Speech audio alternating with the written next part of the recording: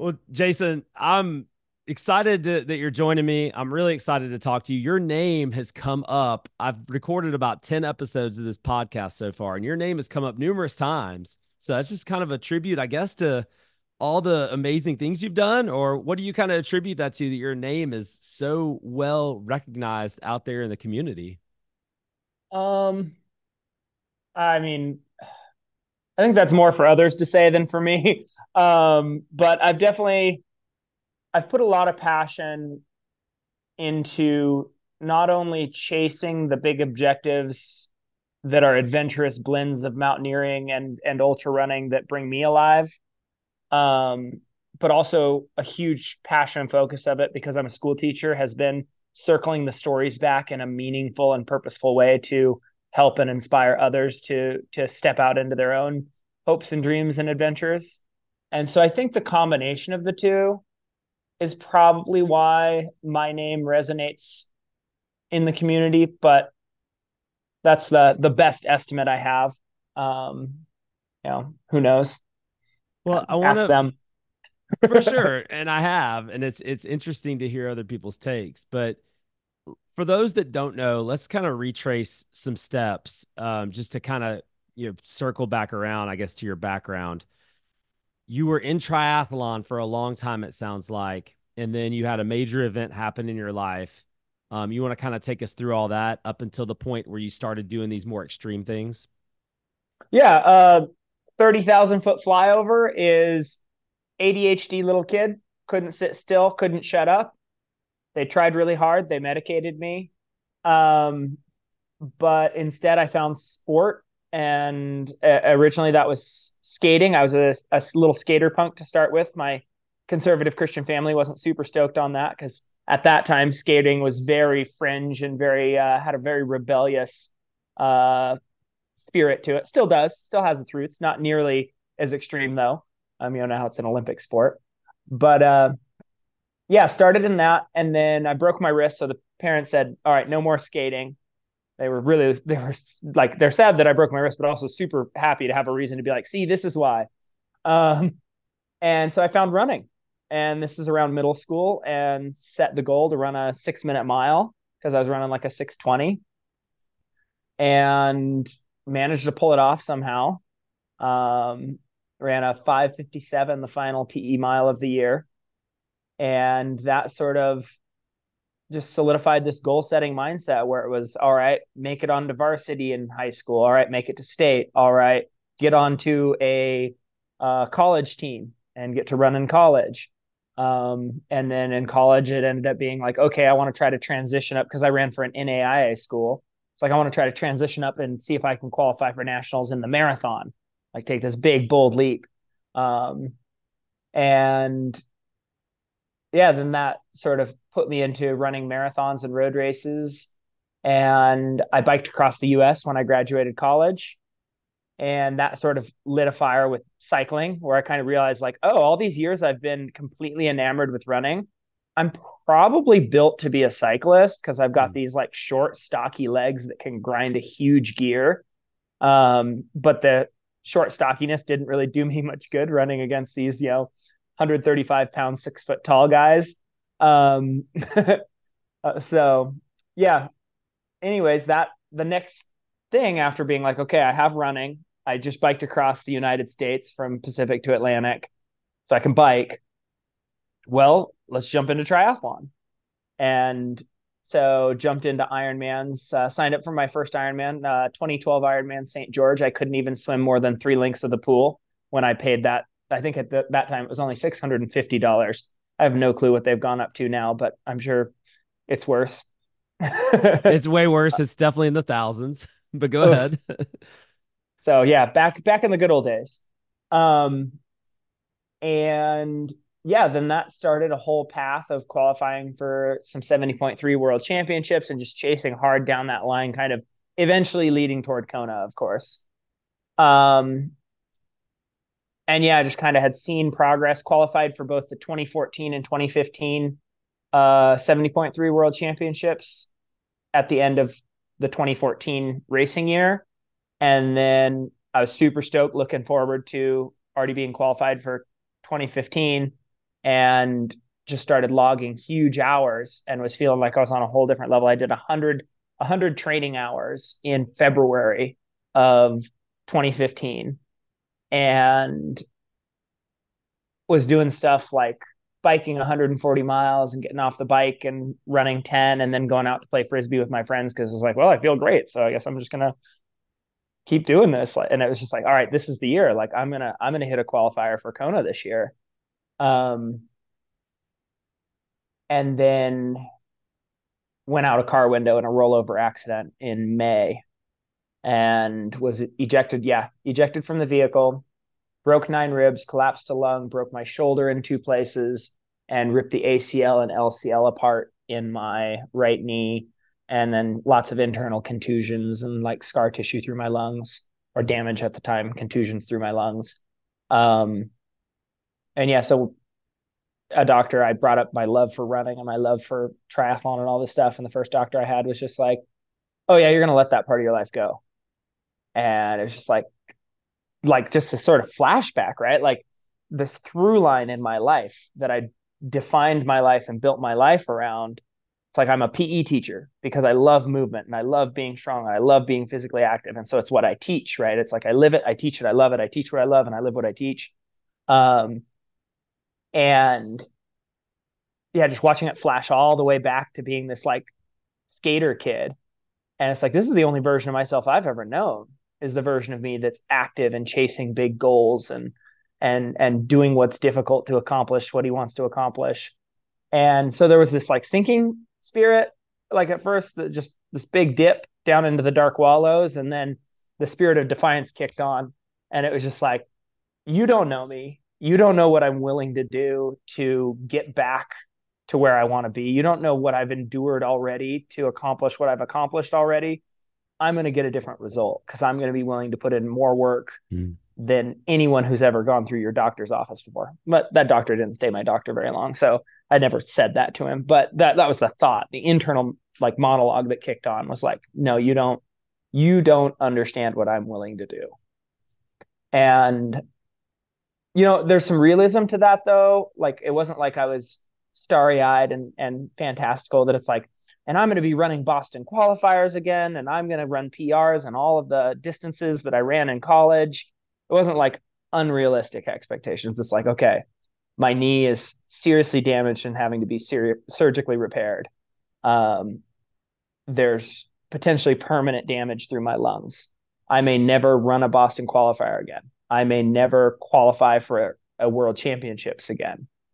Um, and like I'd had my first knockback in high school because I came in, having broken the 6 minute mile goal I had in middle school. And so it was like, okay, whatever goal I set, if I just work hard enough, I can achieve it. So it's like, I want to break the school record in the 1500. It's like you could have given me 8 extra years of high school and I would have never touched that record. It's just not in the stars for me. I'm out of the genetic potential that I have. And so I'd already had this like knock with realism that it's like there are limits to this body that I'm in.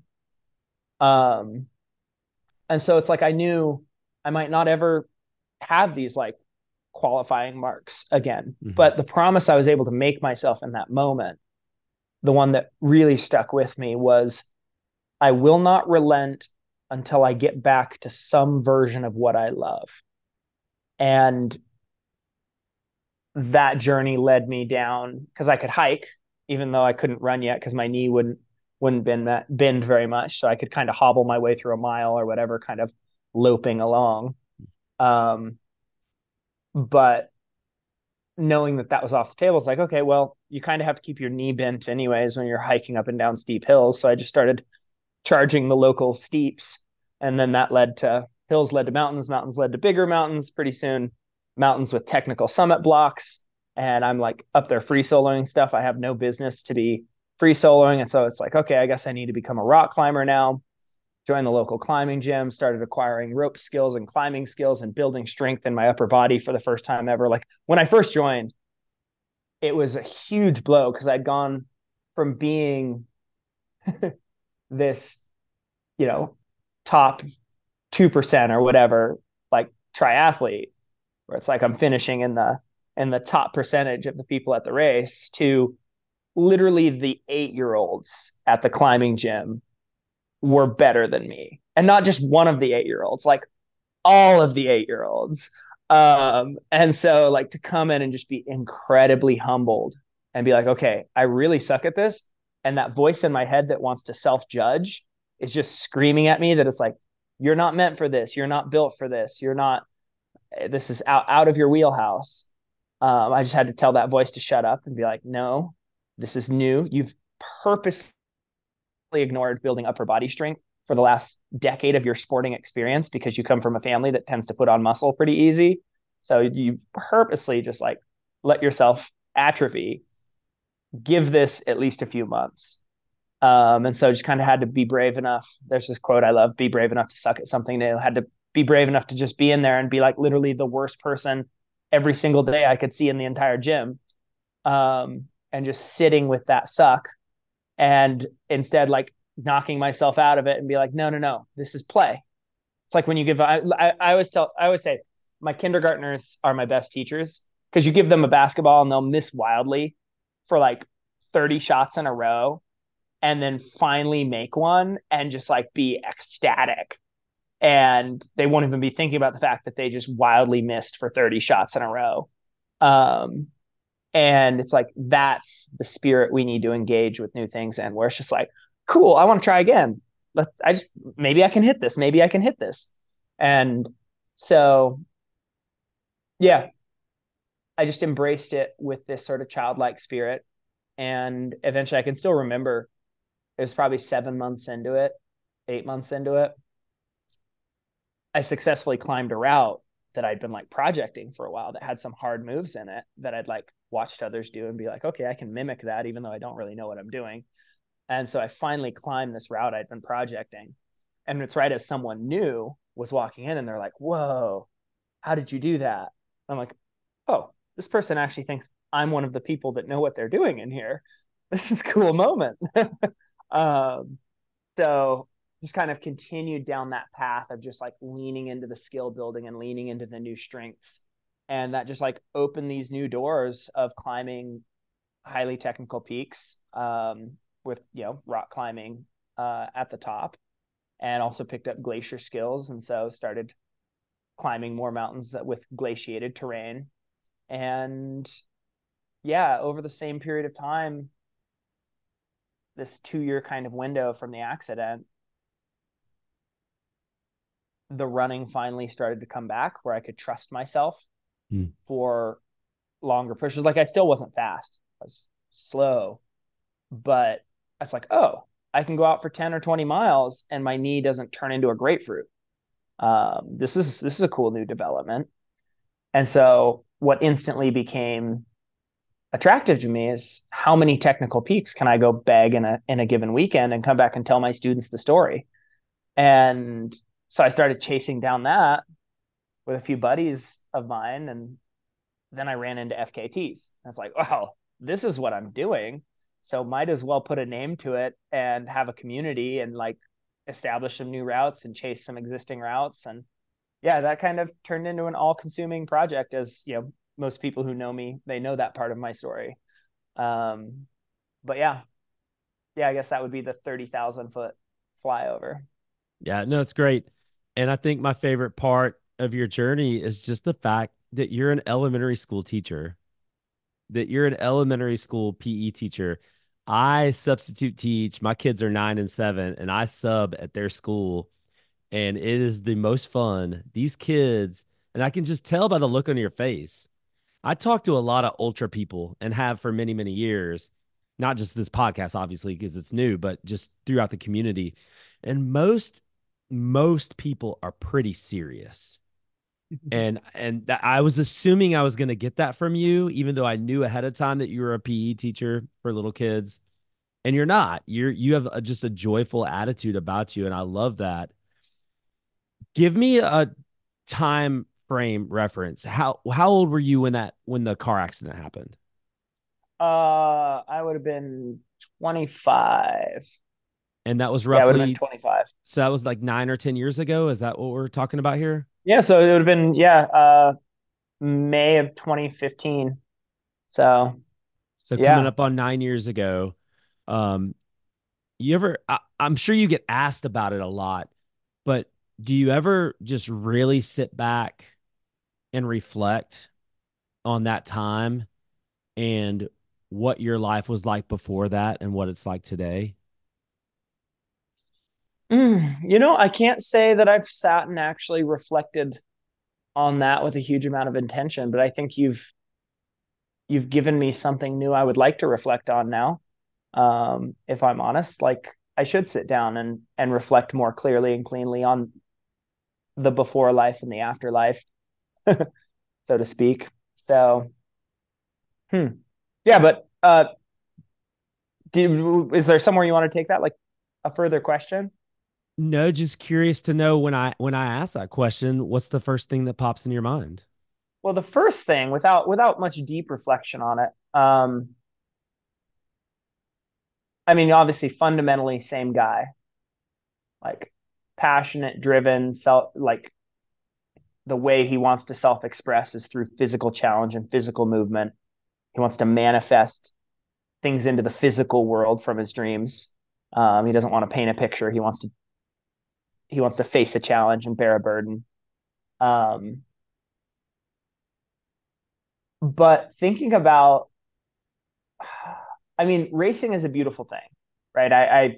I point out to my students oftentimes because I keep my bib numbers. Every bib number I've ever worn in my entire life is on my office wall at at my school because it provokes these conversations. And I used to teach K through 12 because it's a small school, and a lot of the high schoolers who now have had me as their elementary teacher will like come in there and see all the bib numbers, and it provokes these wonderful conversations about decision making and training and preparation and life choices and adventure.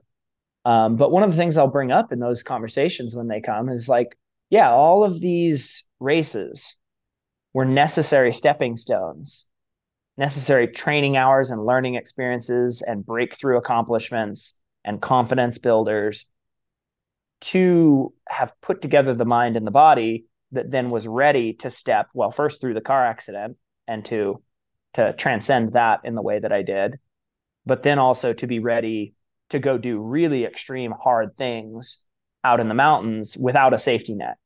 Mm. And I think that's one of the reflections that stands out between the two is it's like, was I chasing difficult things and pushing my body as hard as I could? Yeah, but it was the kiddie pool. It was like being in McDonald's Playland and like going as fast as you can versus you're in the middle of nowhere and no one's coming. Um, so it's like the amount of adventure and exposure, the amount of beautiful terrain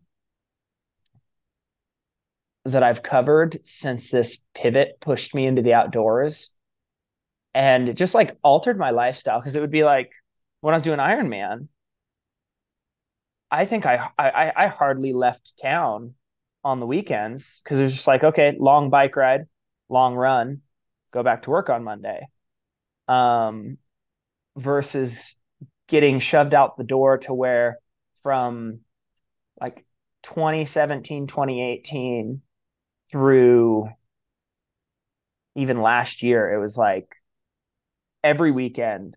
And if I wasn't hitting some kind of adventure or exploration or FKT, there better be a good reason. Like I'm taking a rest break and recovering because I'm doing an even bigger FKT the following weekend. Um, yeah, just radically altered where my time and attention and money was flowing, um, and to just travel in the outdoors. You know, so I did triathlon. That's one of the first things I started doing. I'm first of all, I'm brand new to this in the scheme of things. 2020 for me was kind of a defining moment where I got to a certain age. I was athletic in high school and in college and just abandoned all that through marriage and kids and just responsibilities, I guess. Just abandoned, I guess, who I was and who I was meant to be, maybe, and just kind of recaptured this thing. And triathlon was one of the first things I found, hiking and then try.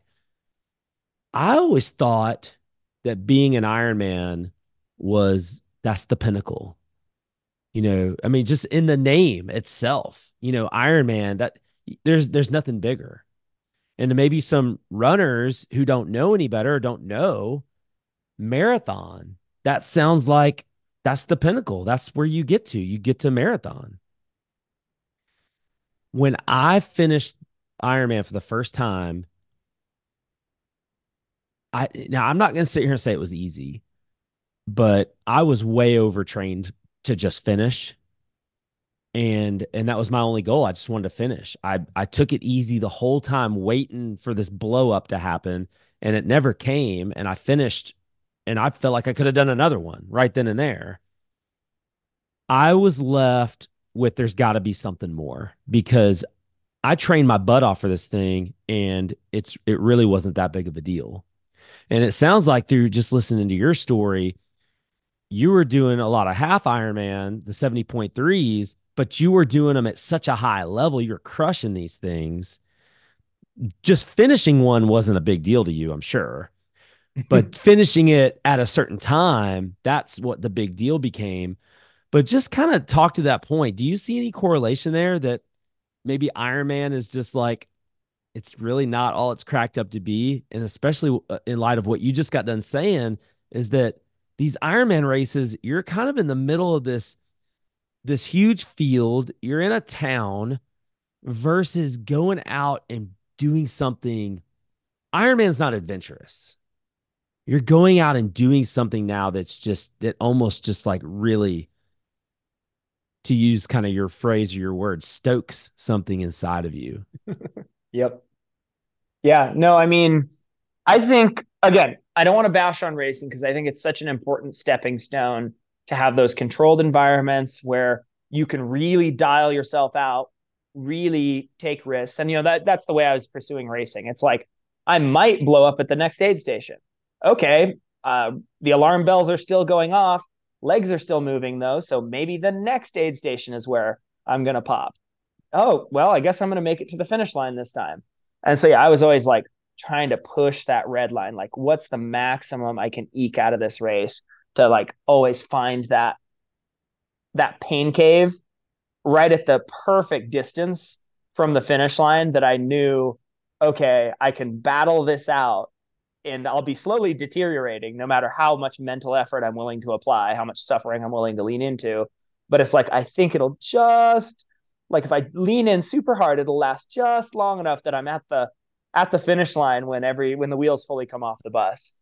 And I think there is something beautiful to being in an environment that you can do that again and again. You can run that experiment again and again and tweak your training and really just run it all the way out to zero. But you can only do that in a safe environment. Like you do that out in nature where I'm doing stuff, and you end up taking a wrong turn. You end up injured. You end up lost. You if you blow up out in the middle of nowhere, nobody's coming. Like yeah, it's just you're not able to draw the same amount out of you. But the only way you're going to know, have a calibrated sense. I always tell my story of running my first 100K. I was so let's call it arrogant. Ignorance probably a better term, but I had just got into running ultras and I was already kind of doing the Ironman thing, and so I'd done a 50K and I think I'd done a 50 mile, and I was like, oh, I'm going to jump up to the 100K distance. And I was like, but this 100K I want to do Columbia Gorge. It's a little too late in the year for me to want to like focus on it and like adjust my training around it. So I'm just going to run through it. It's going to be a B race, to use a common, triathlete phrase. It's going to be a B race. I'm just going to train through it. I'm going to train through my first 100K. Um, and I show up and I'm literally towing the line of this 100K, and my quads are sore from my speed workout earlier in the week. Like, I was just like, well, what an idiot. And I promised myself, it's like, I'm going out slow. I'm not going to go out fast. And then some of my fast friends were there. And so what do? I'm looking down at my watch and we're like under 8 minute mile pace on some of the like flat and downhill sections early in the race. I'm just like, what am I doing? I look at my heart rate finally on a climb and it's like already 180. I'm like, uh-oh, this is this is not where I should be. And sure enough, I get to the top of this long climb and my vision just goes, ooh, going to the black pin dots, and I like stop and just lay down on the ground. I'm like feeling cramps setting in and like kind of fighting them. And I'm like, I'm 11 miles in to a 100-kilometer race. I've got 49 miles out ahead of me. And in my brain, like, that mental calculator that you can't turn off, it's just like, you're done. It's over. You're fried. There's a 0% chance. We have no way to run a calculation that predicts you being physically capable of this because it's so far beyond anything you've even remotely considered doing to this body in the past. And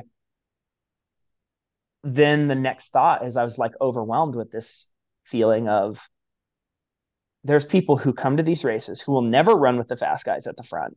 They literally walk and agonizingly jog their way to beat cutoffs at every race they ever go to. And they race the cutoffs all the way to the finish line or get pulled. And I'm like, you know what? In honor and out of respect of those people, there are now only two ways off this course. They pull me for medical, or I don't make a cutoff. That's kind of the same one. Like they pull me, or I go out the finish line. There's no I hurt so bad, I'm suffering so bad, I'm feeling this symptom or that symptom or whatever. And so I'm going to choose to withdraw myself. That option was like off the table. And I marched and agonizingly like cramp jogged my way through 49 more miles to that finish line. And you want to talk about like how important that experience was of learning the difference between when my brain said, you are absolutely done. This body cannot go on. And finding out that there were 49 more miles in the tank and maybe more, right? Because I finished the race and so I got to stop. Like that's a huge miscalculation of actual capability compared to perceived capability, perceived limitation, perceived maximum amount of pain. Um, and it's like, you want to talk about the confidence that gave me and the sureness and the recalibration of what I could ask of myself while deep in the backcountry. It's like you have to like take that being able to race in the safe context where they would have pulled me had I come in like stumbling and out of my mind. Um, but yeah, getting to have that first experience in a safe context absolutely impacted all of the FKTs of the journey through 100 FKTs and everything I've done. Because it's just like I have that knowledge inside me, that anchoring memory to call upon. And so I would say that's where racing is super important.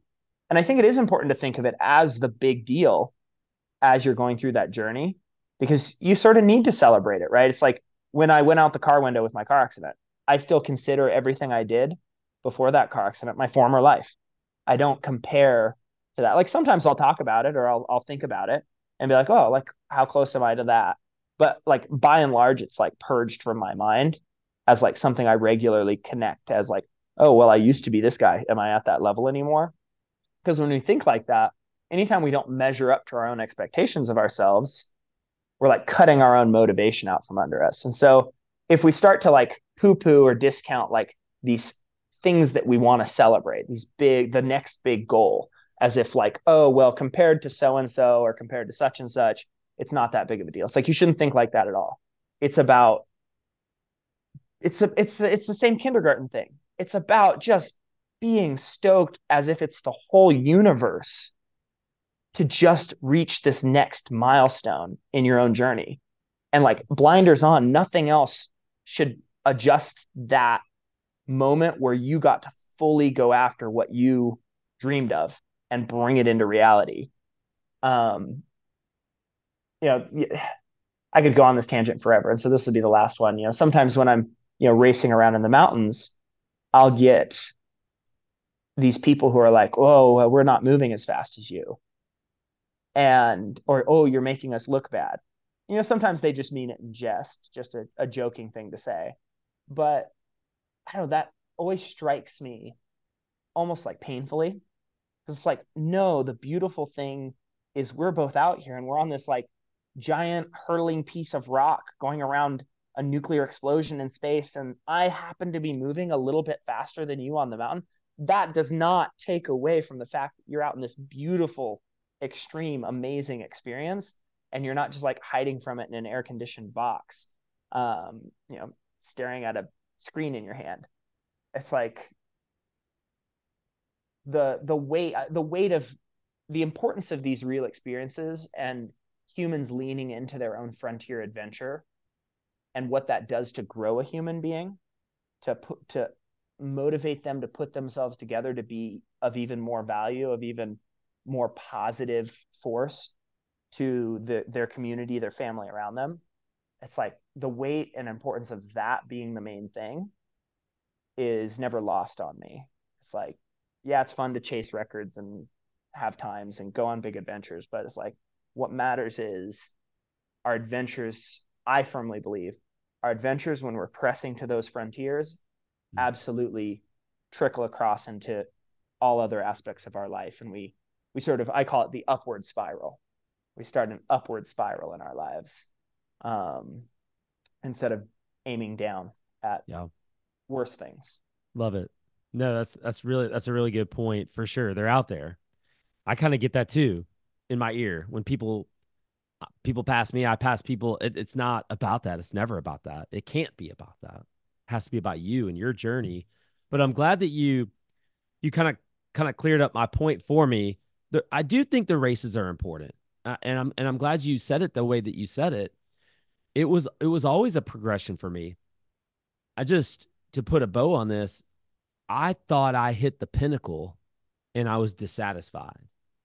And that was not the pinnacle. And I think through, finding people like you, finding fastest known times, seeing what other people are doing, ultras, ultra races, whatever it might be, the pinnacle is really what you make it to be. And that's what I had to figure out, that there's no race that can be the pinnacle. I guess that was my point. No, But well, there's, I mean, we don't, the sad part about human reality is we don't get to have the end credits roll the moment we do what we think is our greatest accomplishment. It's not like, cool, the end credits roll and it's over, it's done. We just ended on this high note. It's, you wake up the next day, and no matter how many times you think you've done the pinnacle achievement, you wake up the next day and you realize you have to set new goals. You have to find new ways of serving the people around you and accomplishing the things you care to be animated toward. And the story goes on and the journey goes on. that's it. That's the key. There is no end. The satisfaction is in the journey. It's not in your if you're trying to reach this one mountaintop. Zig Ziglar. This came from Zig Ziglar. I don't know if you know who that was, but I this do came know who that is. straight from Zig Ziglar. He said, once you get to the top of the mountain, guess what happens? You can always see further. So, I mean, I learned that a long time ago. I thought I got to the top of the mountain in business, and it just wasn't true. I was just never satisfied. I was just never satisfied. I kept chasing and kept chasing. I think a lot of people kind of get caught in that. They just keep chasing. And once you realize there's nothing to chase, it's the whole thing is the journey. And if you're not appreciating and understanding that the journey is the thing, and if you don't appreciate the journey that you're on, the struggles, the failures, all the crap that comes with all the good, you're kind of missing the point. And I learned that a long time ago. Sounds like you learned that a long time ago too. Yeah, no, there's a reason that the first film, Journey to 100, was called Journey to 100, is that same sort of overwhelming idea that it's like it was never just about arriving at being the guy who's done 100 FKTs and to have that be the whole of what it meant. It was always, hey, if I choose to do 100 of these, it means I'm going to get to live 100 experiences of doing exactly what I love doing, which is exactly what I promised myself in that hospital room I would go do. And so it was this journey through 100 different experiences I cared to have, pushing my body and reclaiming my strength and my personal freedom and my sense of independence, my sense of power. Um, And so, yeah, it was always about choosing the things, right? It's like, why else would somebody choose to attempt 100 mountains that have never been climbed in the same season before as their 100th FKT? It's like, I wasn't just aiming for like, what's the quickest way I can tick this thing off? It's like, I was choosing each step along the way as best I could because I thought it served some value I was aiming at, some purpose, some skill I wanted to grow, or I saw a beautiful line that I wanted to believe others would fall in love with. Um, yeah, so it Well, was about Jason, the journey. Jason, let me just you've alluded to this 100 FKT thing a few times now, and obviously that's one of the reasons why I want to get you on. You and I may be, correct me if I'm wrong. Let me just double check. You've done well over 100. You have well over 100 FKTs to your name. Is that correct? 121 now. Is that right? At this point, yes, I do have over 120. Yeah. 100 and over 120 fastest known times of different courses, some courses you probably created, some courses that were already there that you wanted to tackle and become. How did this first get on your radar? Like, where was you mentioned earlier when we were talking that you were already doing some of these things and you discovered this and you might as well start going for these things. How and when did it first come on your radar? Um, I mean, I'll jump way back and I'll tell a little story that helps capture this story as well. I mentioned biking across the United States when I graduated university. The way that idea entered my head is literally the first time I ever got on a road bike in my life. I was a college student still. And yeah, this was about halfway through college. I think I was a sophomore. I got on a road bike for the first time. The moment I hit 20 miles an hour, the thought fell like a brick out of the sky into my head. I should bike across the United States. Just How? bam, Why? 20 How did? miles an hour, boom. And I could never get it out of my head. Like I knew I was Why? going to do it. Why that? I Why did that come into your head?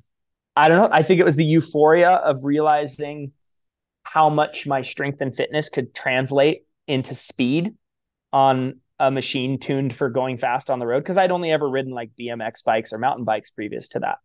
It was literally my first time like wobbly start and then pedaling and being like, whoa, this gets really fast, really quick. Hmm. And it was just like, boom, I should do this. I should go on a grand adventure with this. Um,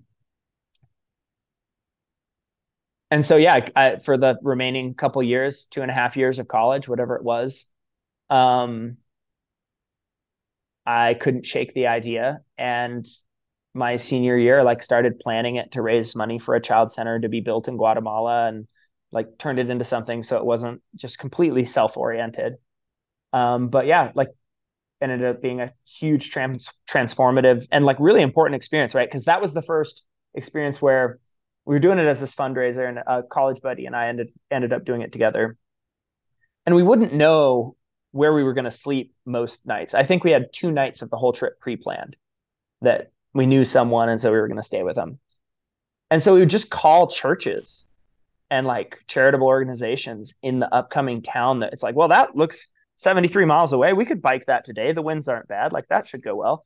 All right, let's start calling. And so we just call. And even though there's this whole 50-day trip where only maybe 2 of the nights were covered, we never went a single evening without either being able to sleep on church pews or in a Sunday school or someone from a church or organization putting us up or them getting us a campsite to pitch our tents. Like every night of the entire trip, we were taken care of. And that was like a huge thing where it's like, if you're aimed at good, if you're doing things with good intentions, if you're taking on a huge project that makes people go, wow, like the good energy is like people are going to respond to that well. That energy is going to come back in some way, shape, or form. And it matters to people, right? Like I can remember stopping to ask to use the bathroom at this mechanic shop in the middle of like South Dakota. I don't think I've ever told this story before. And it's just these really rough looking men. Like one of them's clearly a mechanic and they're like smoking cigarettes and their, clothes are just dirty and tattered. Like they're working men. And I'm like almost a little like to the degree that I'm almost a little like hesitant to come up and ask them, like, are they just going to tell me off? Like, what's going to happen here? Um, I come up and I tell them, hey, this is what they're doing. I've had to go to the bathroom for this amount of time. We're biking across the US for this cause. And they're like, oh, yeah, bathroom's pretty dirty, but you can go back and use it. And when I come back out, they all just like, without even missing a beat, pull their wallets out and basically just pull the cash that they have and hand it to me and be like, hey, whether this is for you eating a burger at the next burger place or for your cause, like what you're doing is awesome. Keep at it. This is for you. And it was just like, oh, huh. Like this can change, like to bring out generosity and kindness and camaraderie and supporting your fellow man. That gets elicited. It's like this impacts people.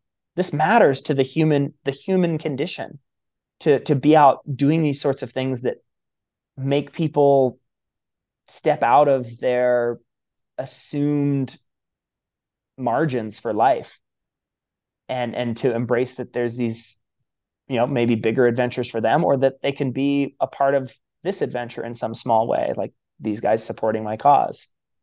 um yeah, and that I think was a really important moment that like defined, and that trip defined how I would approach coming into doing these FKTs and then getting attention, because I chased a few of them that were big enough that others Mm. seemed to think that they mattered. Mm. Um, and so, yeah, I was never at a loss between that and teaching. I was never at a loss with what to do or why I was doing what I was doing. Like I knew I was chasing the adventures, and I knew what I cared to do with attention when it was given to me. What I know matters to me is when people give you their attention, you give them something that helps move their story forward. Or another way I think about it is my adventures, the experiences I got to have out there that no one else may ever have on some of those routes and some of those places, those are for me. That experience, that growth, those memories, those get to be mine. But the stories I tell, because I went and did those things and because people are giving me attention, those are for who come next. Mm. And I think that helps keep it really clear in my head that it's like, I'm never telling a story to be like, I'm so awesome. I did this thing faster than everybody. Cause it's like, nobody needs to hear that. It's like, that's so old. And it's like, oh, here's another guy who wants to talk about himself. But instead to invite, now a total of 5 people have climbed the boulders, the Washington's 100 tallest in a season. I was the first one to do it. And now there's a total of 5, and every one of them I've been able to encourage them on in their dreamed and planned adventure, and to let them know that no, this journey is worth it. Like to go and interact with these mountains in this intense of a way is worth it. If you're driven and interested, do it. It's possible. And like helping them look over their plan and be like, your plan is possible. Um, and to create, sort of this new, right, frontier adventure that others are wanting to seek out for themselves. Not create it, but just like find a new way to understand it. And I think, right, that maybe this is something some athletes miss, right? Because a lot of athletes talk about, well, I went and did the big thing, and then I was super depressed, and I didn't know how to make sense of it once I came back. And so I struggled to reintegrate with normal corporate, you know, routines. And I think what it is right, it is the hero's journey. Is you're going out and you're slaying the dragon. Well, that's not what makes you the hero. The hero's journey ends when the hero brings the gold back to the village that the dragon's been hoarding. So, right, removes the suffering and brings back the riches. It's like that's the moment the hero's journey is complete. It's like, well, if you're not finding a way to communicate what you've done, right? Because you got pulled into this thing. I think of it almost like a spirit of the sport, right? The spirit of sport, spirit of exploration, spirit of competition. It's like that's what that phrase means. It's this thing that like grabbed you and pulled you into it, and you became motivated to become better. And like me, I can think of how I gave up drinking soda pop as a kid while I was a track runner, And I started refining my diet as a college athlete, and like all these different steps where it's like I'm making my overall health and well-being better because I'm focused on this thing. And so now I want to clean up all these other areas of life, right? And I was more motivated in Mm. school to perform well in school so that I could stay on those, sports teams that I was on.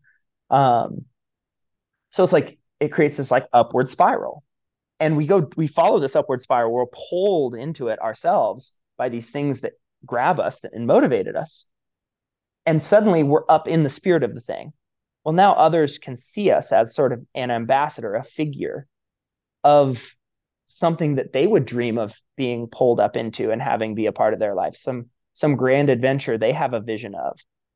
And you get to be the person who gets to I call it being invited into the space where their dreams live, where the person will kind of hesitate along and be like, well, I think maybe this is something that would be possible for me.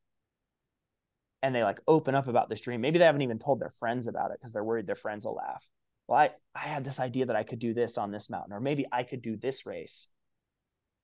And I always hold that as like a sacred moment, because what could be more sacred than a moment where the next words that come out of my mouth could alter the trajectory of this person's life? Like they may live a grand adventure story because this thing that they're dreaming of actually leads to dozens more things they dream of that get actualized because they got this nudge down the path. Or if I say, you know, something to the contrary, does it take them down a path of never doing the thing? Mm. And it's like, what could be more important than to have chased the thing you love and to have it open the door to these moments to speak into other people's lives, to believe in the dreams they have and the the animating forces they feel pulling them in their life. Jason, do you ever, that sounds beautiful. The one thing I would ask in response to that is, do you ever worry about someone possibly trying to do something that you've done and they get injured or something happens to them because maybe they've bit off more than they can chew? That's a really great point. I've had to wrestle with that, because there is real risk to a lot of the stuff I've done. Um, and other people have pursued and broken um, a lot of my FKTs on some of the dangerous terrain. So others have followed in my footsteps, often me being aware that they were going to go for it, because there's that kind of a culture within the FKT community. You kind of reach out to the person who you're going to go for their record. So I got to have relationships, and some of them we're still great friends, and we've gone and shared adventures since, because it's like, oh no way, you crushed my time, like that's amazing. Like I totally want to go climb with you now because you're clearly really strong.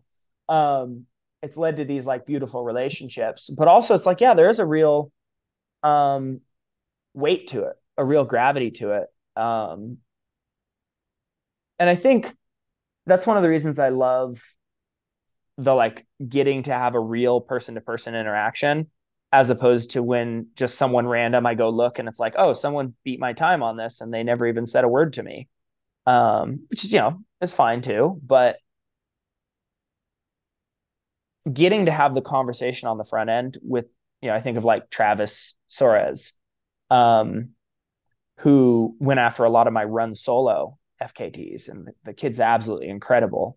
He's so fast, but it was like he was going to go after these, like he's going to be free soloing fifth class terrain very quickly, and like that could be a bothersome thing. But getting to have the conversation with him on the front end, I was able to Mm. like determine, like, is this human being like weighing the full consequence of what they're engaging in? Like, oh, okay, clearly he's, memento mori, like reflected on the fact that he's not immortal, and that worst case scenarios can happen, and he's like dwelled on those and embraced those, as it still being worth it, even with those terrible imagined cases. And that's a very different mindset if you're willing to like sit with the darkness, sit with the shadows, and you're still like, oh, but I love the light of this so much that if that's an outcome, like in my final moments, I won't regret my decision. Mm. I'll have made it for reasons I knew what I was doing.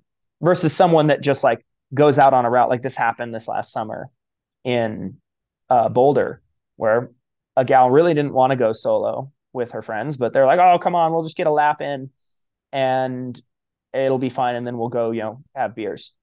Well, on this particular outing, she slips, she falls, she dies.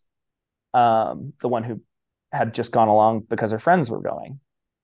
And it's like, in those final moments, pentultimate regret, because there wasn't any weighing like of the full consequences. It was just like, well, my friends are doing it and they say it'll be fine. And like, well, okay, let's do this. It wasn't like I sat with the full consequences and I made this decision for myself because I still believe in it. And those to me are two fundamentally like almost spiritually different places. And it's like, can I live with it? Like I've lost friends in the mountains at this point. I lost a friend named Steve on Jefferson here in Oregon. And I know Steve though, and I know he had dreamed of making the summit, and he made his first summit, and the accident happened as they started down. And so I know he was completely ecstatic with what he'd accomplished. And in those final moments, he like knew what he was chasing and he knew the consequences of it. Mm. And it's like, that's just so different, like for me as the person that survived past him, than say the friends that had to watch their friend pass away, where it's like, oh my God, she was only out here because of us. Um,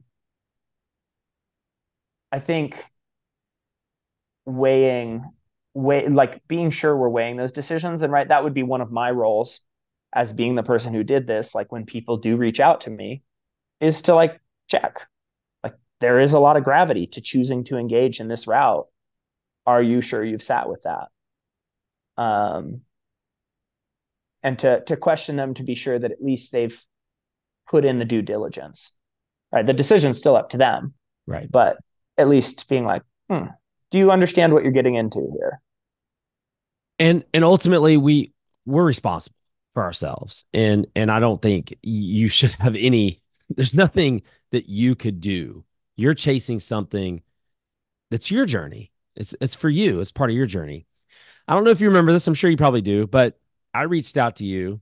I didn't really know who you were, but I did reach out to you last May because I go to the Grand Canyon every year, and I could not do R3 last year because the North Kaibab Trail was closed. And I like to run rim to rim to rim. It's just something I've been doing for many years. Couldn't do it this year, or this past year. So I started just going down this rabbit hole and discovered out of nowhere, wait, there's an alternate route. Whoa, whoa, whoa. Wait a second here. So I start really digging into this thing and can I do this? Wait. Hold on. Time out. You got to swim? You can't swim. That's probably illegal.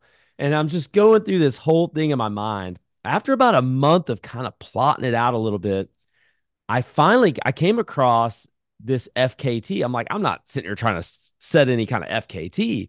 I just want to go rim to rim to rim. That's it. So I reached out to you on Instagram, and I was nervous about particularly the swim. And I just said, any advice? I was pulling it back up. I just wanted to check it out. I just asked you any advice. And you were just like, based on what I see from your Instagram, you're going to be fine. Enjoy yourself. And I was like, that's a big weight. That was a big relief, kind of almost getting co-signed by somebody. You don't even know me. And you're like, just based on what I see, I think you'll be fine. Yeah, yeah. As you say it, like it vaguely rings bells, but I wouldn't have ever specifically recalled that myself. But yeah, I do vaguely the it rings the bells. The whole, oh yeah, you'll be fine. Because like I just like took that minute to look, like what is the evidence that this person has, even if they're right. A frontier adventure means you're applying your skills in a way that scares you. It's unknown terrain, unknown application of known skills. Um, and so like when I saw that your skill set was like, oh, well, this guy can swim and Ironman swim, he'll make it. He'll make it. Now the right, because the swim is like the risk part. Um, and then what determines whether or not you're going to complete it is, can you navigate the north side well enough up and down to get back to the swim in time and all that. But the swim itself, did what did you end up thinking of the water? Okay, so here's what I learned later. You did it in December, if I'm not mistaken. Yeah. Most people who do this, they do it in October, November-ish. They do it when it's no longer hot, but all the snow is pretty much gone. I, like an idiot, did it in May when the river is moving twice as fast because of all the snow melt. The river was, and listen, I've swam in some fast moving rivers before, even as a part of Ironman. Ironman Chattanooga is in the Tennessee River, and I did it after a big rain, and it was moving pretty fast. This is the scariest thing I've ever done in my life. Just FYI, it was moving, man. Um, I started. I don't know where your launch point was. I spoke with Buzz Burrell. I'm sure you're familiar. I spoke with him recently. It seems as if there's only one kind of major launch point in between the two big rapids. And so we get down to this tiny little beach area, and it's kind of around this. There's a little bit of a bend. So the first almost half of the swim, the water's kind of stagnant. So I get in, man. I was like, kind of like you were explaining earlier. I'm fully aware of what I'm doing. I'm aware of the consequences. I'm all in. I was excited to get in the water. And I was nervous, but I was excited. The first half of the swim was like, it was a complete breeze. And as all of a sudden, this this current just, I was gone. I was just gone. And it frightened me. How fast it was. It really frightened me. I had a swim buoy with me because I'm an open water swimmer. I'm gonna keep one on me just in case. I don't know any better. I started panicking, so I'm just gonna grab a hold of the swim buoy and kick. That was my goal. Well, I go to grab a hold of my swim buoy, and tried to grab it so ferociously that the thing pops straight up in the air. I go underwater, and now I'm just, and by the way, the water is probably 35 or 40 degrees. It's freaking just freezing cold water. I finally gather it, get the buoy in my hands, and I'm just breathing so hard, and I'm kicking. I got my trail shoes on still. I'm kicking and kicking, and I make it to the other side, and it was scary. There was a moment there I was scared. I had plenty of runway. There were some rapids down. I think the Bass Rapids, they were down there. I had plenty, plenty, plenty of runway. I made it across. Looking back on it, it wasn't a big deal, but in the moment, that's some scary Especially when stuff. I remember hopping in that water and just like starting like full stroke, just like as if I'm doing an interval in the pool.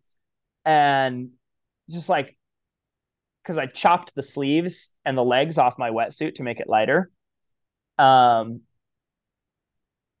and just that cold from the water, just feeling the muscles slow down. So like I'm still going throttle in my head, but like audibly and just like proprioceptively noticing the turn rate slowing and slowing. And it's like, I shouldn't be fatiguing.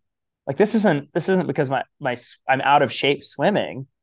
This is just that I'm literally going numb and getting cold, and my body is just slow. And so I'm like, okay, how do I swim faster when I can't swim faster? But I made it just fine. Like you said, there was plenty of runway, but it's like that gets in your head. Like immediately you're like, wow, this is really cold. And then you notice your muscle contraction slowing down. You're like, oh, this is now scarier. Um, yeah, it's a real special swim, especially when you know you have to do it that second time later in the day. Well, I'm gonna tell you something. First of all, I couldn't even do the whole thing. The creek that you have to cross on the north side on North Pass Oh, completely flooded. just a rager. Like it was completely impassable. And I was so bummed. But no big deal. It was cool to kind of scout it out. I'm definitely going back. But I got lucky, I guess is the word. When I was coming back, there were some rafters coming by. I hitched a ride. and it was beautiful. But take me through that FKT. So you still own with I guess a friend or a partner. You guys did this together in December, and I think I saw pictures, or maybe you told me it was a blizzard basically when you got to the top of the North Rim. Just take me back through that from the why. Why did you even choose to do that to begin with, all the way through the whole experience? Oh, um, well, obviously, with when I got into FKTs, when Buzz and Peter still owned it, they were a bit definitely they were mentors during my start into this, especially when I was establishing routes. They probably recall me annoyingly, like sending them 47 different emails about like, is this the better style or is this the better style? And what do you think about this? And I've seen this on these other routes. Is that the right way to do this? Just like asking these questions because I cared so much to try to get it right. Mm. Um, and so of course I was aware that this was one of the routes they like did together. And it just sat on my radar as like, oh yeah, that's something I have to try at some point. Well, real quick, can I jump in? Had you ever done anything at the Grand? Have you done the traditional R3? Had you done Grand Canyon stuff before? Way back, I wasn't even really in. Well, no, I was ultra running a bit, but yeah, this would have been like 2012 or 2013. Um, was on a road trip, my first ever van life road trip, just national park hopping for my scholastic summer, all around, living out of an $800 Astro van. Um, Another wonderful formative experience. Anyways, um, randomly to the girlfriend at the time was like, hey, you know what? Like, it's only this many miles from South Rim to North Rim, and it's not that many extra miles from where we're going after we get around. Like, would you mind driving around on the day we're going, and I'll run across? Um, and just, I mean, I was so ill prepared because there was so many broken pipes that year, and it was a record heat wave at the time I did it, like middle of summer, You're and a talking about heat wave down in the canyon. just rim to rim. Yeah, just a single rim to rim. And oh, I did so many miles with no water in like, I don't know, it was like 90-degree something heat down there with the walls of the um, canyon just all around you kind of radiating. And I just remember that climb up the North Rim and just like having so many switchbacks where I would just have to lay down because that same kind of like vision narrowing a bit and then being like, no, no, no, no, no, and like breathing and laying down and popping up and be like, well, I also can't lay here very long. So I have to minimize the amount of time it takes to get like the dizziness to go away and the vision to be back to normal. And then walk until walk until it happens again because you got to get out of here. And then finally I did get to a spigot that was still running, or maybe I found a spring and then a spigot. But anyways, um, Yeah, that North Rim climb is no joke. Absolutely no joke. super So so memorable.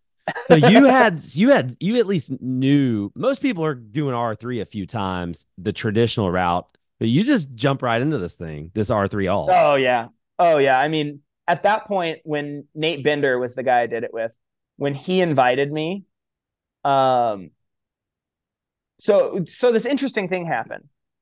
And not a lot of people know about this because not a lot of people were paying that much attention to the route. But it used to be that Jim Walmsley and I forget who he did it with, maybe Sensman, that their record was classified as unsupported. And then the film came out about them doing it, which showed them having people running along with them, which is technically pacing. And then the part that really got him is when they got down, the friends down there are like, oh, probably like this over here is the going to save you the most time to get down to the water. Right. So like getting beta mid route, it's like, yeah, at that point, like that is no longer Mm. unsupported. Um, and so their record got moved from unsupported to the supported category. So it opened up this possibility of someone setting the unsupported time now. And so Nate had noticed that and he was like, hey, this happened. Do you want do you want to go for this? And of course, my answer was like, absolutely, man. We've been wanting to do something together. Nate Bender's this incredible athlete from Montana who's done like the Montana 12ers and all this different rad stuff. He did like a glacier national park link up of a bunch of the 10,000 foot peaks there. It Hmm. was just amazing. So yeah, when he was like, let's do this, I was like, yes, let's. And so I drove for 13 hours, slept a bit. We went in. Um, we went in that night and slept a bit. We did the whole push and drove out, and then I drove all the way back to work on a 3 day weekend. To Um, Oregon? yep. So it was a 3 day weekend at work, and I was at work on the last day I was supposed to be there, and I was back at work on the first day I was supposed to be back.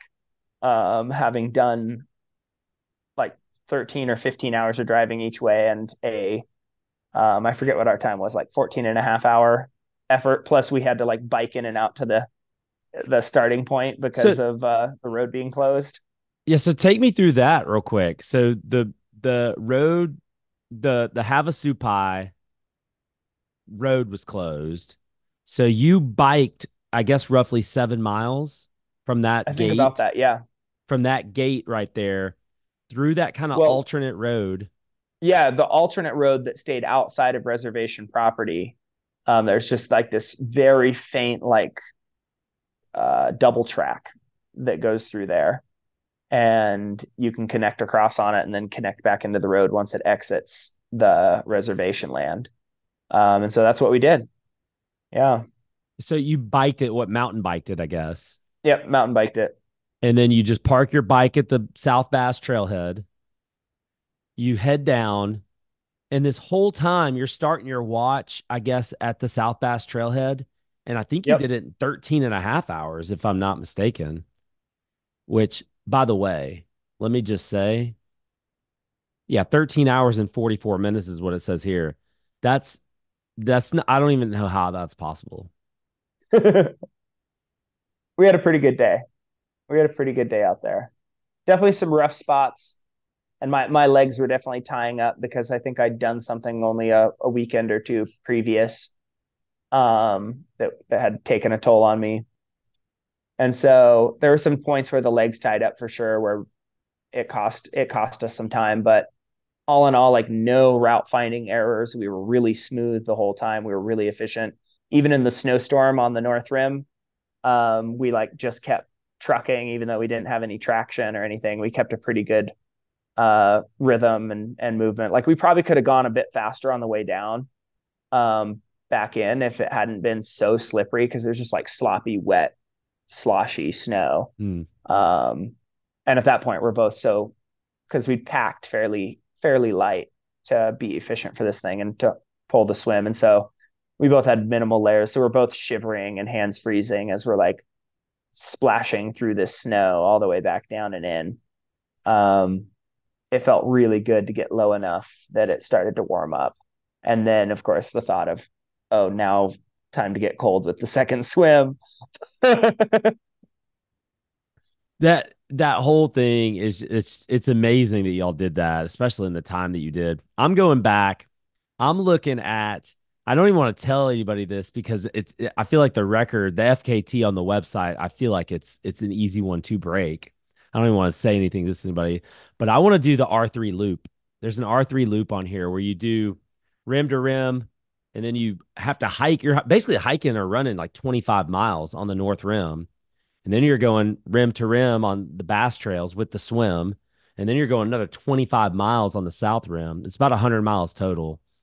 That's something I'd yeah, like to do. I think that was Matt that came up with that route. Yeah, I'm not If I sure. I don't have remember that pulled right. up, but that's something that's up my alley, like a 100 miler. Yeah, no, that would be a cool loop. As soon as he did that, I thought like, ooh, maybe I want to do that. Yeah. Well, maybe I'll Um, call you next. I think we're gonna plan on it in October. yeah, maybe give me a call. Give you a call. Let's Maybe see. I'll leave work on a 3 day weekend.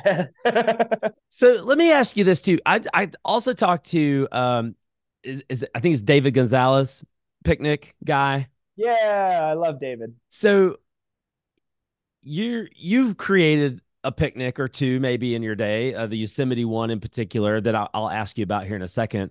But would you not consider what you did at your Grand Canyon with the mountain biking in all the hiking and climbing you did, the swimming you did? Is that not that sounds like a picnic to me? Yeah, I guess you could call that a picnic. Yeah, I wouldn't have ever thought of it as one because I'm enough of a cyclist that I like a heavy bike component. But yeah, I get you. No, I guess in a way that we picnicked the R to R to R alt. That's Yeah. awesome. So take me through a picnic, catch everybody up. What is a picnic? And take us specifically through the Yosemite one because it seems to be massive what you guys accomplished there. Yeah, so a picnic is basically the mission of it is this human powered adventure using multiple sports to move through natural environments, usually ending or the foot part involving a mountain. And so, you know, in the Teton picnic, you start from Jackson Square, you bike out to Jenny Lake, you swim right across the middle of Jenny Lake, and then you attack the Grand Teton and go summit the Grand Teton, which is a wonderful long run scramble route. And you come back down, you swim right back through the middle of the lake to get back to your bike, and then you bike back to town. Um, Oftentimes, it's original origins, like you do it unsupported, and you carry everything you need for the whole day with you. And I love that. Coming from a heritage of triathlon, I'm like, ooh, multi-sport except with mountain rock climbing. Bingo, I'm in. Of course, I want to try this. Um, and I kept meaning to go do the Teton picnic, and it was just far enough away that it never fully happened. And eventually, yeah, I hit this place where I'd done quite a few of these FKTs, and I was like, I just need to apply this here. And so the first one I did was the Shasta picnic triathlon, and you swim Where is across that? What is that? Mount Shasta, Northern California. It's a Okay. 14er in Northern California. Um, and yeah, so you've got Siskiyou Lake right there down near Mount Shasta City, down below the mountain. And so you swim smack dab through the middle of the lake. You bike up to the trailhead. There, like 7,000 feet on the side of Mount Shasta. You ascend 7,200 feet of vert for a total of 10 miles round trip to tag this 14er summit. You come racing and glissading and hucking yourself back down the snow as fast as you can to get to your bike. You then rip on the bike with a massive downhill where you're just able to go in the deep tuck position and keep up with cars. Um, and then down through town, hopefully not speeding because you wouldn't ever break the law while going through a town. And get back to the lake. And then you've got to, like, with cramps set again from this huge day you've just done, attempt to swim safely all the way back the length of the lake to tag the gate you started at. So that one was really fun to go do. A bit shorter, very intense as far as like the amount of vert you get. But yeah, all in all, a super fun day. The next thing that crosses my mind, well, actually, Ryan Tate's, he wanted to do. I had started thinking about doing a picnic because I was aware of Tenaya Lake.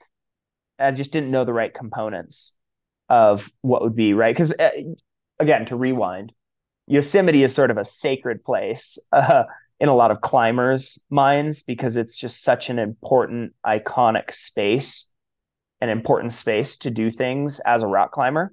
And part of my FKT experience pulled me into the lore and culture and ethos of rock climbing and free soloing because I use rock climbing in the routes I do.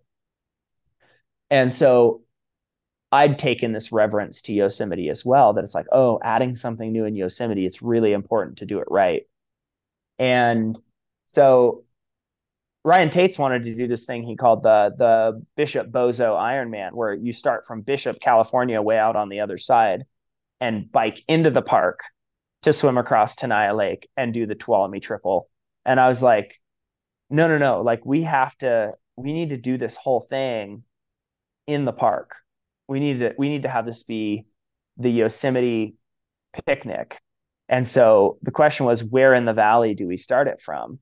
And it became really clear really quick that it's like we start it from the foot of El Cap at the El Cap Bridge, and you take off riding and ride all the way up, swim across the lake, do this iconic, easy, moderate link up called the Tuolumne Triple that involves uh, soloing up the slab of Tenaya Peak and then running over to the mile plus Razor Ridge line that involves 5-7 rock climbing. And when I say Razor Ridge line, it's like imagine an ocean wave frozen in granite, and you've got 1,000 feet of drop on either side. And like that's the feature you're working across as you do this traverse. And then you pop off that and you hit the super iconic Cathedral Peak of Tuolumne Meadow, and that's a 5-6 rock climb. Was kind of some mixed climbing from airy nubbins to crack climbing. There's even like a squeeze chimney. You pop out on the summit of that and you go ripping back down the scree and talus and run back down all the way to the lake. A lot of it kind of bushwhacky. Mm. And then you find your wetsuit there and hop back into the cold water with the heavy cramp setting in from all the soloing and running on loose terrain. And you battle your way into what's often a headwind all the way back across the lake. And it feels like it takes 2, maybe 3 lifetimes. You expect all your friends will have passed away by the time you exit this swim. And then you get on your bike and you have a raging good time. Although there is still 2,000 feet of climbing to get back down into the valley. It's not all downhill. But once you earn that final couple thousand feet, then you literally are going the speed of traffic, just deep tuck, ripping hard, doing a few hard pedal strokes on the big ring, the 5311, and then just back into the deep tuck. I think I even passed an RV on the final descent, and come ripping back down into the valley, and you finish there just like staring right up at El Cap. And if you're feeling up for it, you jump into the river. Has anyone else done that to your knowledge? So far, to my knowledge, I have been asked about it by multiple people at this point. I don't think anyone has been able to put a real attempt on it yet. I think it's such a mixture, right? The total distance of the day is 100 miles. So it's not short. I mean, the Teton picnic is probably half that. The Shasta picnic is only like 30 total miles. This one is 100 total miles How many of those with a miles is bike? um Let's see, I want to 43. say I want to say 43 each way Yeah. Yeah. with a So, with a bit of vert everywhere. right. So the part that gets me and is going to continue to get me, and probably a lot of folks that are on the East Coast, like I am, it's this rock climbing thing that you start talking about a class this and a class that. I don't know what you're talking about. I've climbed some mountains with my feet, but I've never climbed anything with using I've done some scrambles, some light scrambling, but to exposure, actual like rock climbing, zero Yep. experience there. Yep. This one's got the real. So I mean it's not light scrambling. It is full on rock climbing where most people use ropes. And so like you could do it with ropes. Like it's absolutely, I propose it in the FKT. Like it is just a day long challenge to attempt to do it from like in like 20 hours or whatever to be done before the sun sets. But yeah, it's not something you can take lightly. It's not something you can just show up with fitness and do. It's something that requires a certain skill set in rock climbing and the fitness to still be able to climb on that type of terrain when fatigued. Um, so it has some weight to it. But yeah, I've been approached by people who have the resume, who have the Mm. skill set, and there are likely this summer, this summer or fall, there'll be a first female attempt of it, and a repeat attempt by someone who wants to beat Ryan and my time on it. Hmm. Through the years, through these last few years, Jason, what are some of the riskier ones you've done? What some of the riskier things that you've done that thinking back on it or looking back on it is like, that was a close call. Anything like that? Um, I mean, I definitely took some risks. I don't know. I mean, I had some close calls over the course of various FKTs, but they were just like something happenstantial, like a snow bridge collapsing. And it's like, oh, I Mm. should have been paying more attention, but also like that could have happened to anybody. But it was like, yeah, that's a close call. Um, but like risky things, I think when I did Rainbow Mountain the first time and I free soloed 1,500 feet of 5-6 rock climbing. So again, like real rock climbing where um, well, with that one, you would have time to think on your way down. 1,500 feet is a long ways. Um, so that one's definitely one of the bigger risks, but that was like a route that like had me. It was like the first time I climbed it on a rope, I'm like, oh my God. It was like the brick out of the other thing. It's like, I think I could solo this with like the right training and the right practice and the right preparation and the right day. Um, and so that was actually one of the things that propelled my rock climbing was that sort of vision and passion and sort of just having this idea that I could go solo this 1,500 foot 5-6 route. Um, yeah, just it had me until I finally did it. It felt like a weight falling off my shoulders when I finally pulled the last real rock climbing moves of the route. Um, What's Jason? What's the allure of that? What's the allure of free soloing something that's to most uneducated people like myself would say that's you're crazy. That's too um, dangerous. it could be that I'm crazy, or for me, and this is going to sound just like what Alex Honnold says. There's a sense of mastery to it, a sense of being so rehearsed and in tune and prepared and fit and knowing your skills so well that you just flow through it and are just so connected to the experience. And right, that's probably the allure to it. I'm an ADHD mindset, so my mind is normally all over the place. And when I'm up there in like that serious of a situation and I'm in the flow state and just like locked in, it's dead quiet. It's a sanctuary. It's just feeling the grain of the rock, feeling the tension through every muscle, feeling the breeze on the skin, like knowing the exact like reach length to make that next move, like it's a choreographed dance or something, Mm. and flowing along with such high consequences, but with so much precision that that's probably the draw of it. It's just the magic of moving through difficult spaces well. And that was a 1,500 foot climb. Yeah, it was a 1,500 foot route. What's El Capitan? Um, El Cap is like 3,000. Okay. So is that the guy who you were talking? I know that there was the guy that free soloed that thing. Yeah, that would be Alex Honnold. Yeah. It just seems just again, I don't do that kind of thing. So no nerves. Just when you're in it, you're just in it. You're locked in. You're dialed in. Yeah, when everything's going right, yeah, it's like very flowy, very quiet, very controlled, very calculated.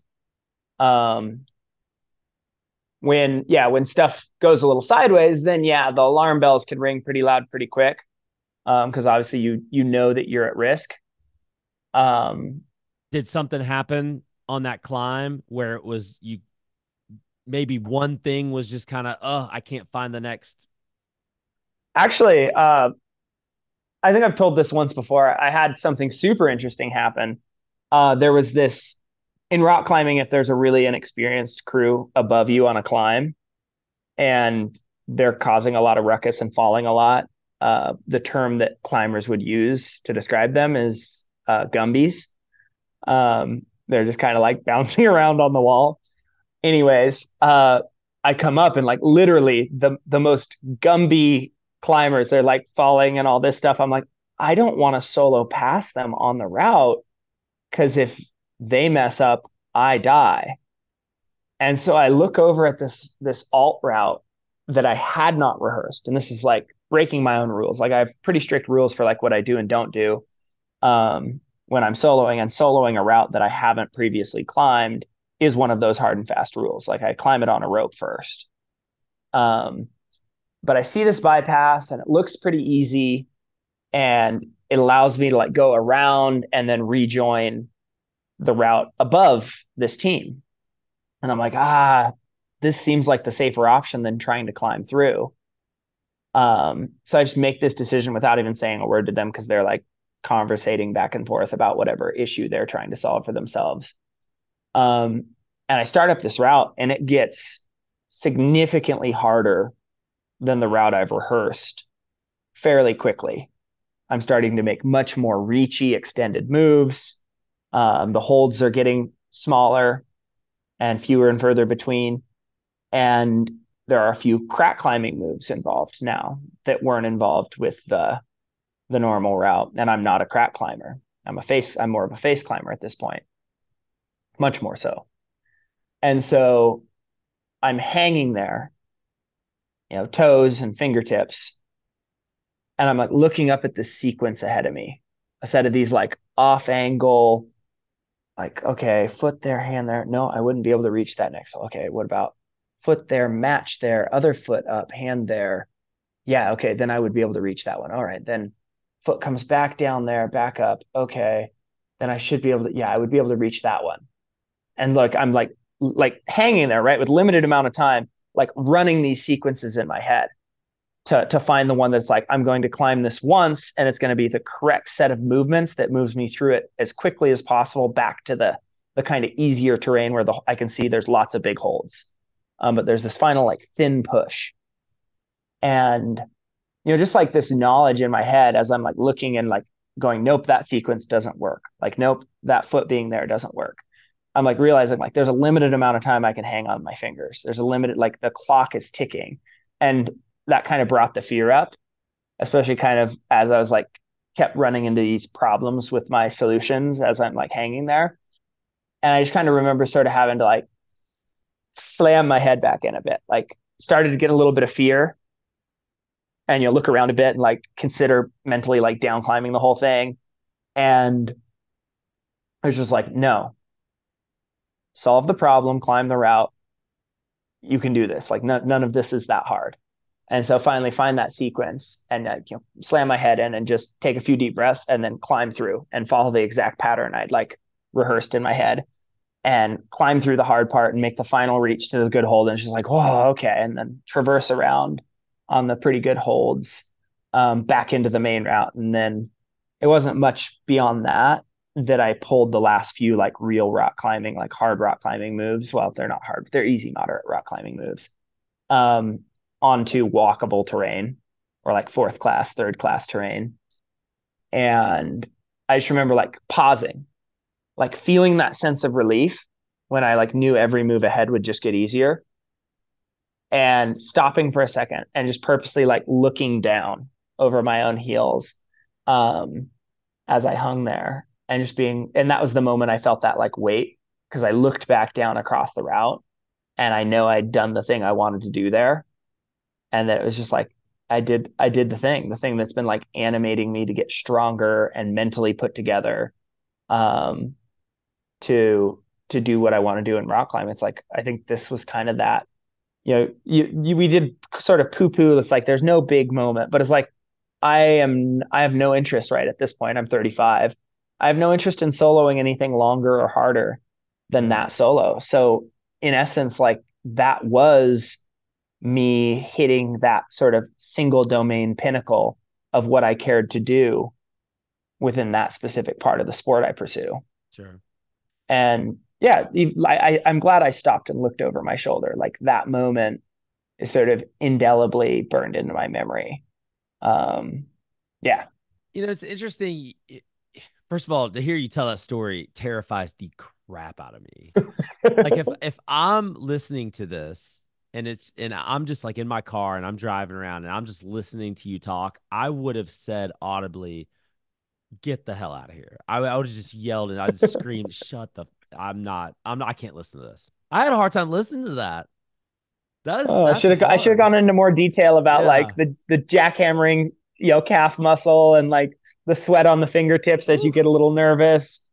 Yeah. Well, but here's the thing though.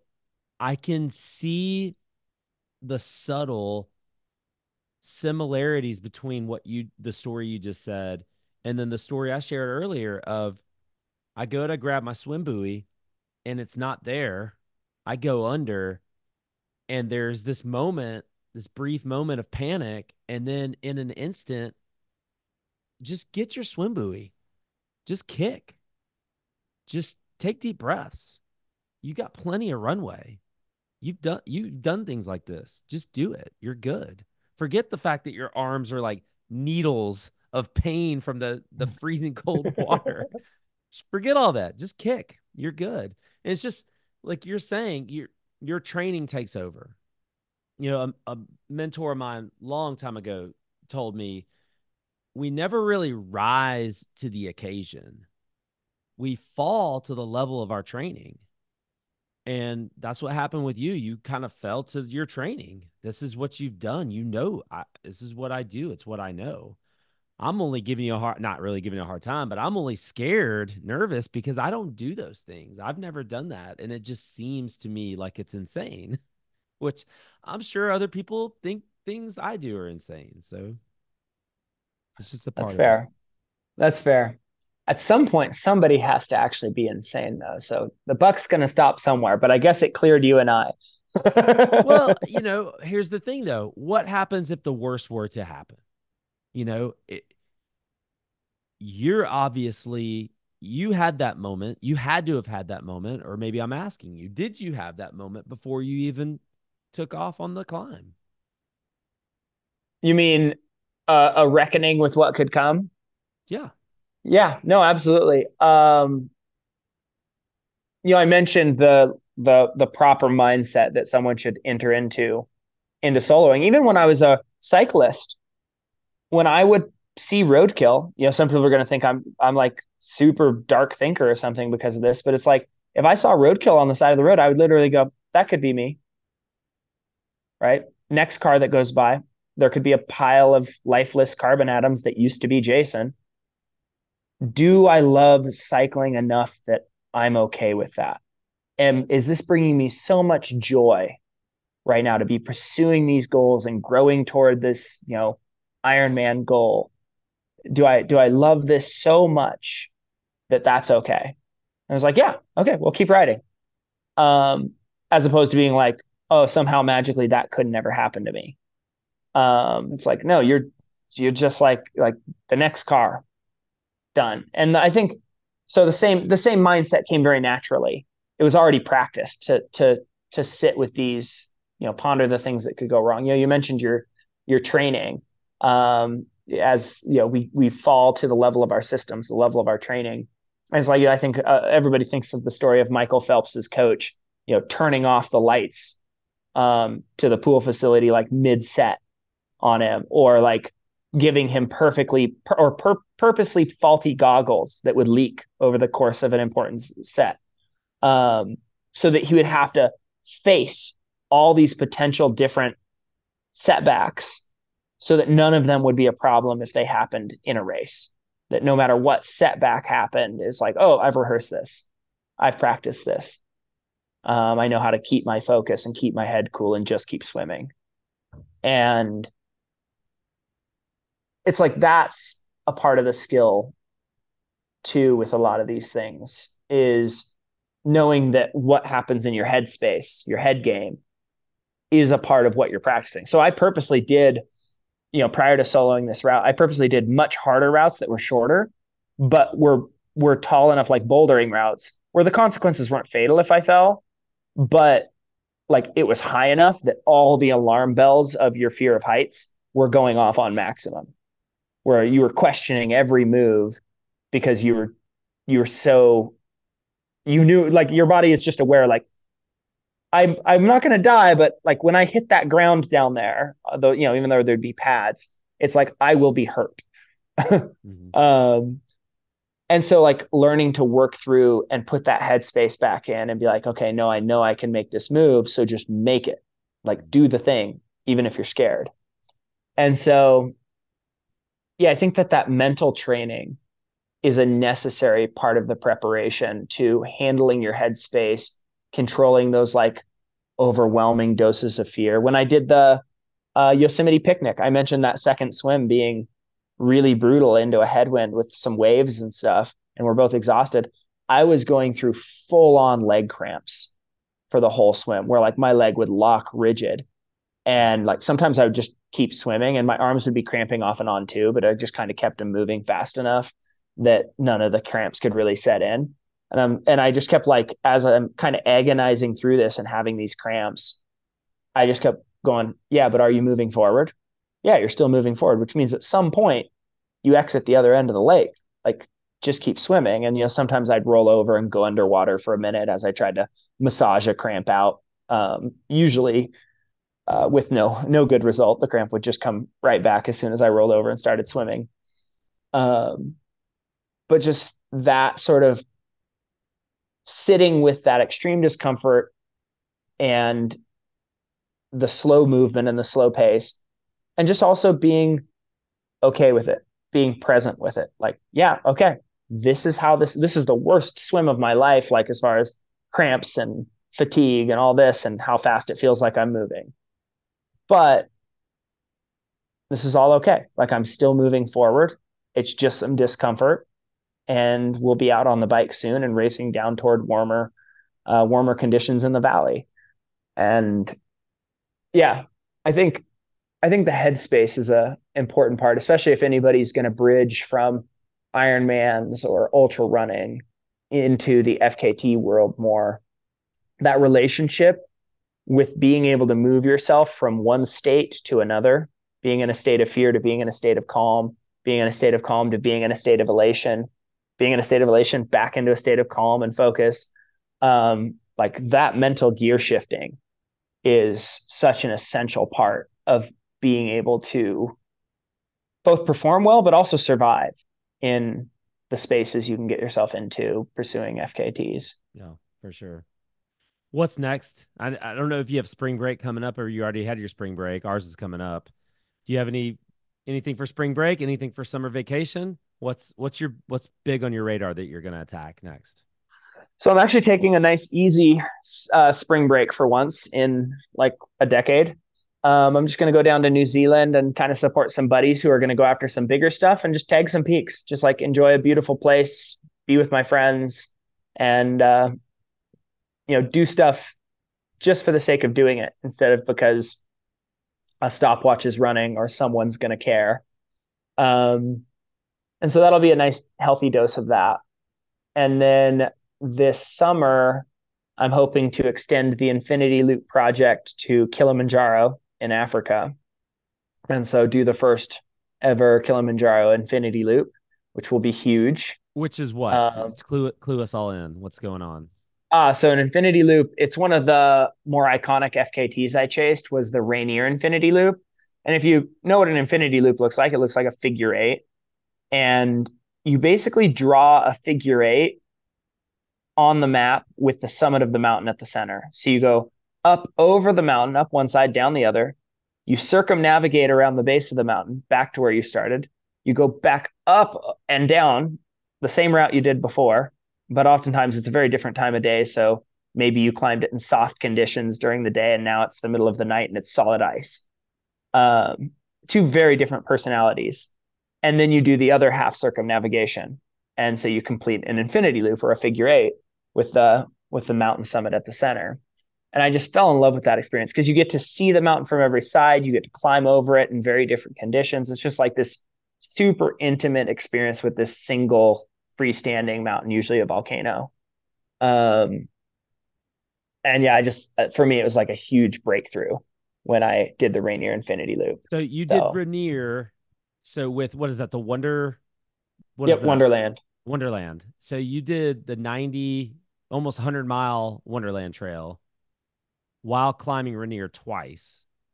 Yep. Wow. Okay. Yeah, 2 days, 7 hours was my record for it's like 144 miles, like 47,000 feet of elevation gain, 47,000 feet, something like that. So yeah, Wow. it's a big push. It's a big push. And Yeah. I fell in love with that experience, and I wanted to take it to bigger volcanoes around the world. So yeah, I refer to it as the Volcanic Seven Summits Infinity Loop project. Going to the tallest volcano on each continent to do an infinity loop The on tallest it. So we'll see. volcano. Yep, tallest volcano. So not Because the tallest infinity, peak. because infinity loops are meant for freestanding mountains. That's how Chad Kellogg originally thought them up. And so volcanoes are the easiest like freestanding mountain. Because for the route to really work, you kind of need to be able to circumnavigate the whole thing without other peaks being in the way. Hmm. Um, and so yeah, the Volcanic Seven Summits list became a natural way to go global with kind of the application of an idea that I fell in love with. Okay. So next is Kilimanjaro. You're going to do this summer? That's the goal. Yeah, in June is to go to Kilimanjaro, acclimatize, and then attempt to rattle off 2 trips over the mountain, along with 250 miles roughly of running. Wow. Is that what it So is? Holy yeah, cow. it's gonna be a big push. It's gonna be yeah, basically a Cocodonia plus 2 trips up Kilimanjaro. Kilimanjaro is, it's, I haven't studied it too much, but it's one of the ones where, I forgot what they call it, where you see so much of the base. Like it's a big climb. It doesn't start like way up above sea level already. It starts Yep. way almost at sea level, right? Something like It's I that. don't know if it's almost at sea level, but it's like significant. There's a lot of prominence. It's a very Prominence. prominent peak. That's the word I was Yeah. looking for. So yeah, I think the circumnavigation on it down basically at sort of city level um is I want to say it's around 8,000 feet still, but the summit of the mountain above you is at 19,000. So you've got like 10,000 feet of prominence above you. Right. And then what is it around? It sounds like it's gonna be about 100 miles around it. I think yeah, like 160 or something for the around part. And then the rest of the mileage comes from going over the mountain twice because it's, again, pretty big to get all the way up and over. What about coming to the east? I don't see anything on your FKTs on here coming to the East Coast. What's the deal? You coming What's the east deal yet? there? Well, I visited the East Coast a couple of times. Once it was a really humid day, and that kind of scared me off. That was where was I? Don't come to One of the Alabama. Carolinas, one of the Carolinas, I think. And so that I grew up in high deserts, where it gets hot, you just sweat, and the sweat evaporates so fast you hardly know you're sweating. So that was brutal. The first time I ever felt intense humidity. I'm like, I don't know how people live here. Um, so yeah, that kind of scared me off. Um, but there's a few things that have caught my attention. Will Peterson and I have had some conversations about some potential picnics over on maybe including the Pimmy or the Prezi. So yeah, Okay. there's some options that might eventually get me over there. But yeah, yeah. Normally I go. My pursuits have taken me to higher and higher mountains, and unfortunately, the East Coast doesn't have any of those to offer. We don't have a lot of that. We got a little bit of Mount Washington. I guess you just mentioned the presidential traverse. Mount Washington is pretty prominent. Um, that's tough terrain over there. That's the thing about that area of the country, that part of the AT. It's there's no trail. You're walking on boulders and rocks the whole time. That's some pretty rough stuff, but that'd be pretty Yeah, cool. yeah. No, it would be fun to go give it a go. Yeah, I always like a awesome. good reason to go visit a place. For me, like my trips are always planned around one mega adventure, but I always do it with enough time that it's like the mega adventure should take this much time. If it goes really well, it takes like a third. If it goes poorly, it takes like somewhere between half and 2/3, but there's always a good chunk of time to just let spontaneity happen with no itinerary and just like, well, we met these people and they said go do this, and so we went and did that, and then we met these people and they were going over here. I like to have a portion of every trip just be absolute leaf in the wind, see where the locals or the other visitors there take me. Good stuff. Um, it's never a bad experience. That's awesome, man. Well, Jason, thank you so much. I know we went for a really long time, and I appreciate you taking the time, but I learned a lot, and I think our listeners got a lot of good ideas. Let me just put it that way. So I really do appreciate you. Thanks for coming on the show. Absolutely, Brian. It's been a pleasure. Guys, we appreciate you as always for listening. Stay tuned for the next one. Got some really cool guests coming up. We'll see you on the next one.